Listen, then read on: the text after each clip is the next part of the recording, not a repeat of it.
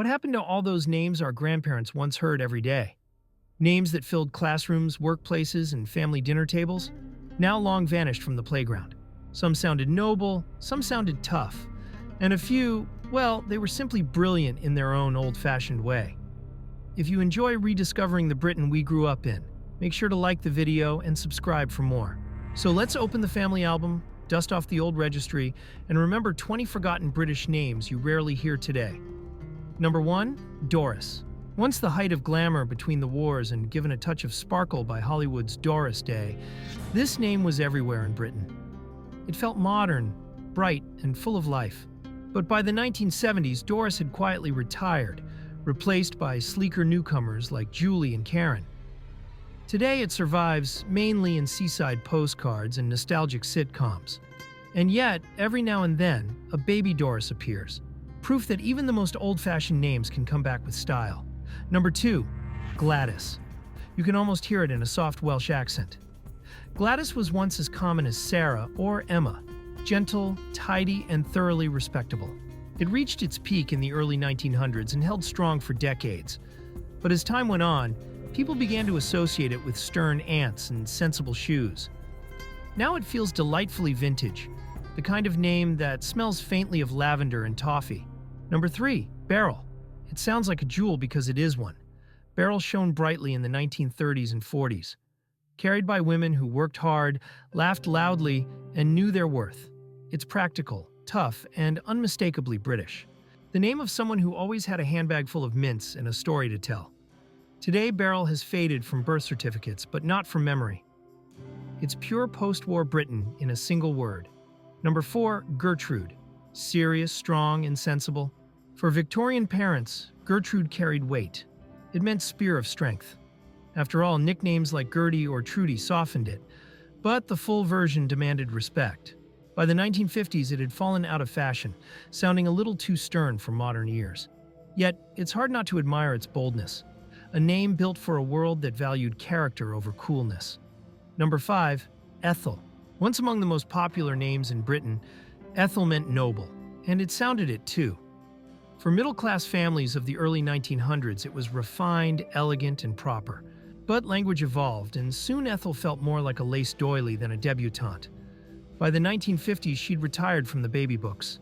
Today, it's pure nostalgia, evoking wooden radios, sing-alongs, and family photos in black and white.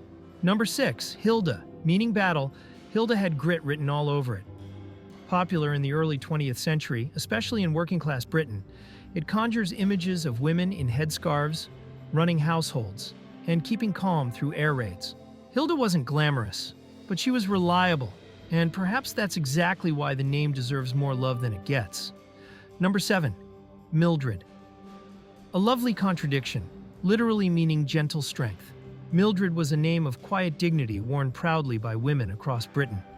But post-war parents wanted something lighter, and Millie broke free as its own name, leaving poor Mildred behind.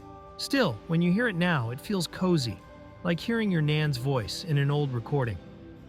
Number 8. Phyllis. Graceful and green. In Greek, it means foliage. For decades, Phyllis filled school registers from London to Leeds.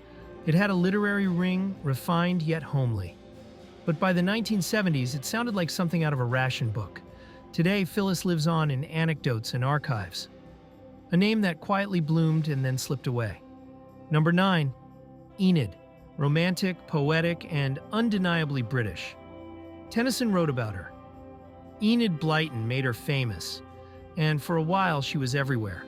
But the clipped sound of Enid fell out of favor after the 1960s, replaced by softer names. Still, say it today, and it feels intelligent, brave, and charmingly old school. Number 10. Mabel. Meaning lovable, Mabel was huge in Edwardian Britain. Cheerful, proper, and sweet. It disappeared mid-century, but unlike some of her forgotten sisters, Mabel's story has a happy ending. She's back. In nurseries across the UK, you'll now find a few little Mabels toddling about, living proof that some names really do come full circle. Number 11. Norman.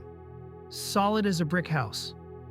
It literally means Northman, and it carried that sturdy strength right through the 20th century. Perfect for men who fixed things, served in the forces, or built lives from scratch.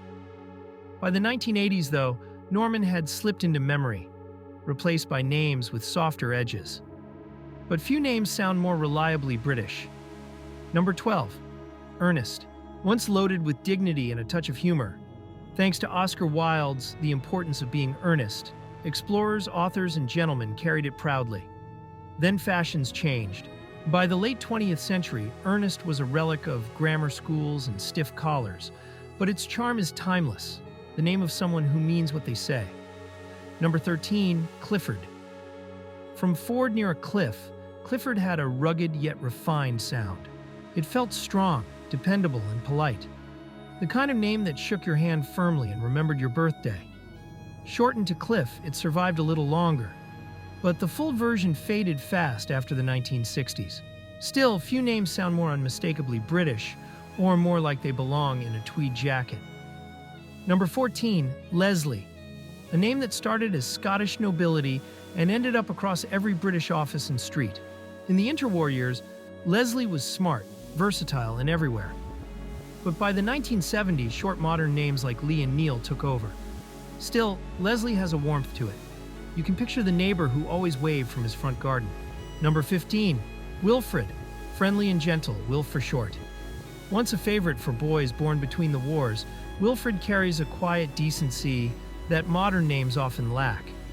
It vanished for decades, but surprisingly, it's making a comeback. Perhaps we've started to miss names that sound, well, kind.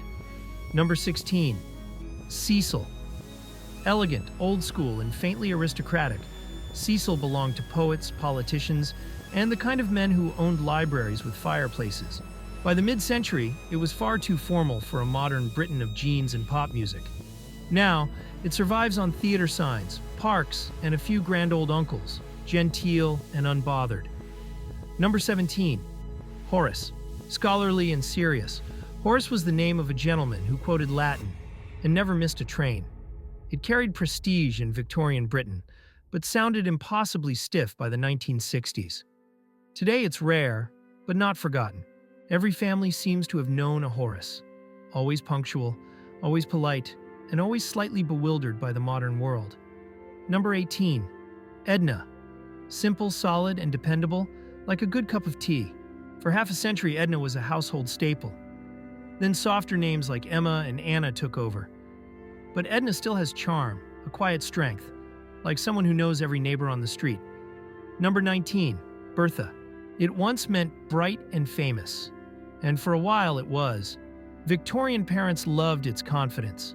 Then somewhere along the way, Bertha became a punchline. By the 1970s, she was gone, remembered mostly in affectionate jokes or cartoon machinery. A fall from grace, but a memorable one. Number 20, Gwendolyn. One of the most romantic names Britain ever produced. Soft, musical, and beautifully Welsh. It was the kind of name you'd find in old love letters or handwritten wedding invitations. By the mid-20th century, though, the nicknames Gwen and Wendy took over, and the full version slipped into history. But say it now and you can almost hear the harp and a whisper of rose perfume.